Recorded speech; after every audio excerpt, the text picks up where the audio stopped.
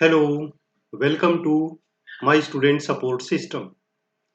In today's class, we will discuss about second part of health assessment, which is physical examination. This lecture is in English, and if you want to study in Hindi, just click on I button and you will get link of Hindi lecture, or you can directly visit to channel my student support system. Health assessment. What is health assessment? The health assessment is a process to identify specific health needs and level of health status of a person. Basically, health assessment involves two steps. One is history taking and another is physical examination.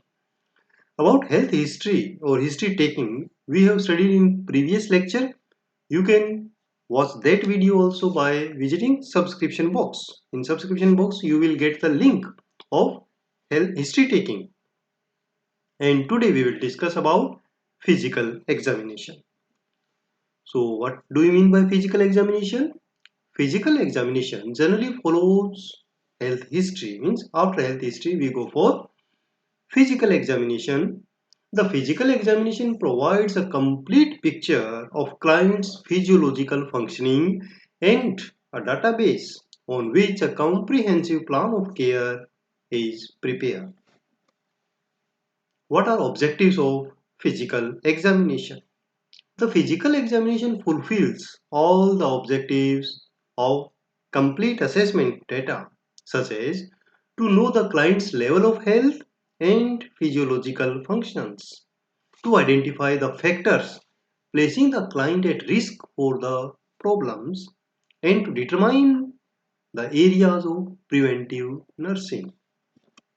Apart from this, to confirm the alterations from the health, disease, or inability to perform the activities of daily living. To identify the needs for additional testing or examination and to evaluate the outcome of treatment and therapy. Techniques of physical examination. Normally, we use four techniques for physical examination. These are inspection, palpation, percussion, and auscultation. So, what are these techniques? These are very important from practical point of view. First is inspection. These are skill-based activities. The first step in is the observation or directly looking or visual examination. It is a systematic, orderly, and purposeful visualization. For example, examining the skin or color or hair growth pattern. Inspection begins the moment you first meet the client and develop a journal survey, be it in the hospital or even when you are visiting the client's home under community health activities. Inspection requires good lighting. Preferably we select the daylight. Natural daylight is better for inspection. The areas to be inspected must be fully exposed and observable. Systematically observe the color, size, shape, symmetry, the position of any lesion. Second is palpation.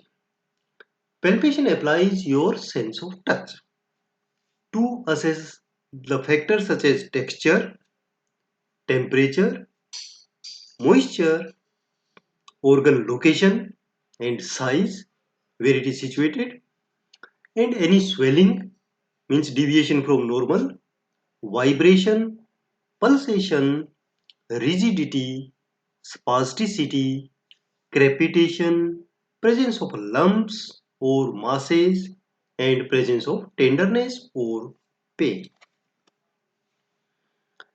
Whenever you go for palpation, you should always explain the reason for touch to the client. And warm the hand, especially in winter season, before touching the client. By in this way, you can warm your hand and then you can touch. Or you can use heater also. Start with the light palpation before deep palpation. You should always keep in your mind. Use pads of finger to identify texture, size, shape and movement. For example, pulse. These are the pads of finger. So you can palpate like this. And you can use dorsum of fingers. These are dorsum of fingers for touch, for temperature. And gently pinch the skin like this to assess the turgor on the forehead or upper sternum or anywhere where you want to check the turgor. This is pinching. This also comes in the palpation where you are using the sense of touch. And use your palm, especially ulnar side, to assess the vibrations like this. And palpate the painful area at the last. This should be the process of palpation. Then we come to percussion. What is percussion? Percussion is tapping. We use this finger especially for tapping and feeling the vibration, sound. The tapping is defined as the person's skin short, sharp strokes to assess the underlying structure. The strokes yield the palpable vibration and characteristic sound that depict the location, size and density of the underlying organ. This is the position how we keep one hand like this and second finger to tap like this and then feel the sound. A basic principle is that a structure with relatively more air like lungs produce a louder, deeper and longer sound because it vibrates freely, whereas a denser, more solid structure like liver give a softer, higher, shorter sound because it does not vibrate easily. Now auscultation. Auscultation is listening of sound which is produced by the body such as the heart sounds, blood vessels, sound in the blood vessels as blood moves, the lungs, the abdomen, the intestine, they all produce sound. So listening that sound, normally these body sounds are very soft and we should channel the sound through stethoscope to evaluate them easily. So stethoscope is very important instrument for auscultation. It has three main parts. These are earpieces, this is diaphragm and this is bell. Okay, so earpieces, diaphragm and bell. While using stethoscope, the slope of earpiece should point forward towards your nose. When you use this, its shape is like this. Okay, so it should point forward like this, not like this. It should not point backward. So this is the correct method you should use in this way because this matches the natural slope of your ear canal and efficiently block the out environmental sounds. So this is the method. And when you use this diaphragm, normally you use diaphragm because it is flat edge and best for high pitched sounds like breath sounds, bowel sounds, normal heart sounds. The bell end piece has a deep and hollow cup like shape. It is best for soft, low pitched sound such as extra hard sounds or murmur. Then we use this. Okay, and before using bell or diaphragm, we should move it like this to open the particular area. Okay, and while opening the lock, we can listen the sound.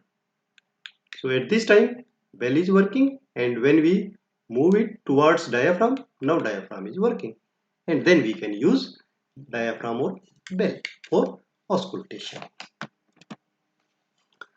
Steps of physical examination. How we proceed. First, provide a warm, comfortable, and private environment with natural lighting if possible. Eliminate any distractions or disruptions. Check all the needed equipments for proper functioning and place it within easy reach. Explain equipments as they are used to the patient. Have the client void before examination, means he should empty bladder. Collect clean specimen if needed. Explain each step as the examination progresses. Tell the client how much time it will take in the entire examination. Warm your hand and the instruments before touching client's skin.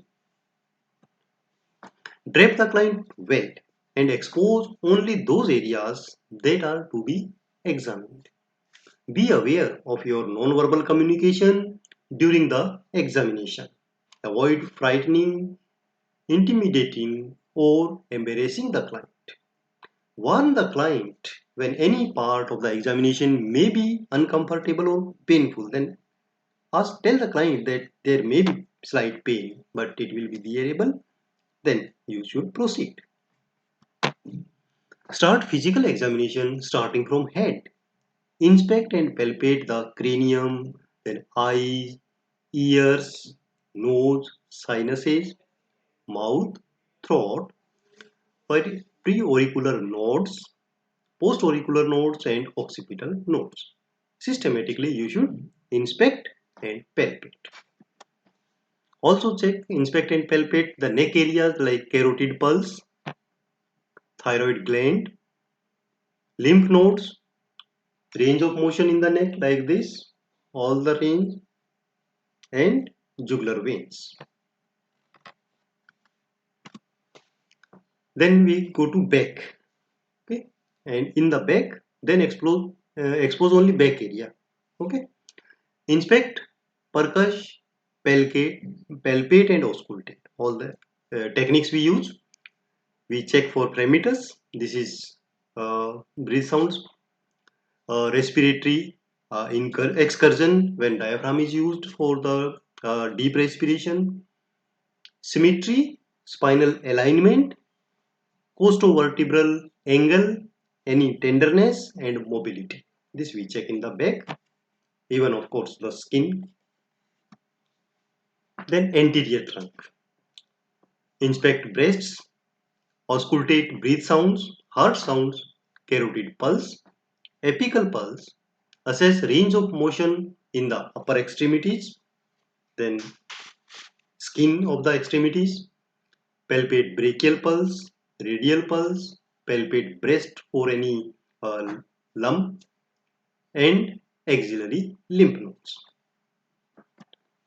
Then abdomen. For abdomen, we inspect the movement, color and contour of the skin, abdomen, auscultate for all the four quadrants of the abdomen.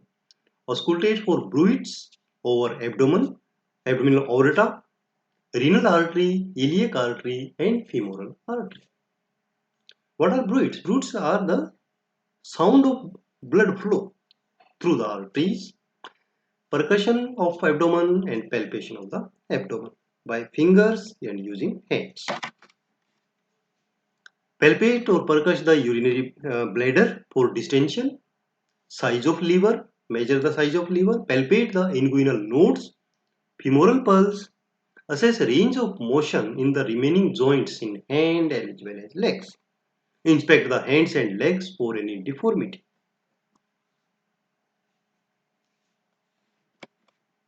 Then finally assess the musculoskeletal system, whole musculoskeletal system for any deformity, nervous system for sensory and motor activities, genitourinary system for any defect, and by using all the inspection and palpation and any possible technique which can be used.